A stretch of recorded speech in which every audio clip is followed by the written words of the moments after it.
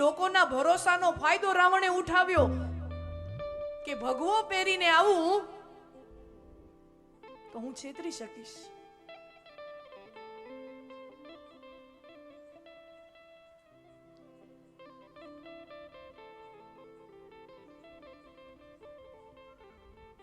વચમાં જટાયુજી આવે છે. જટાયુજીએ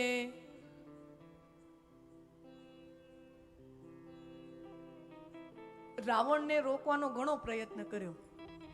સમજો, જટાયુને ખબર છે કે હું એક પક્ષી છું, મારી સામે છે ઈ દશાનન લંકાપતિ રાવણ છે.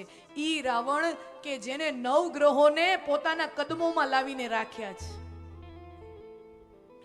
9 ગ્રહો રાવણના પગમાં પડેલા છે. ઇન્દ્રાદિ દેવતાઓ રાવણને ત્યાં ચાકરીમાં ઊભા હોય એવી અમુક જગ્યાએ કથાઓ છે. એવો ઈ રાવણ પોતાની ભુજાએથી શિવજી સમેત આખો કૈલાશ પર્વત જેને ઉપાડી લીધો છે એવી કથા છે. શિવજી કૈલાશમાં બેઠા છે ને શિવજી સમેત આખો કૈલાશ પર્વત ઉપાડી લીધો છે.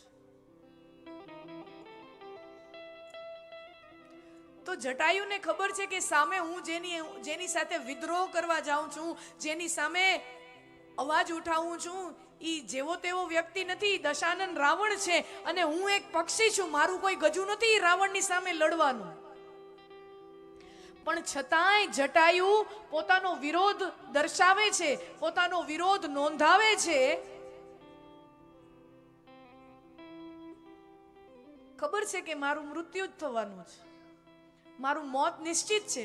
અને છતાંય જટાયુ સામા જાય છે રાવણની.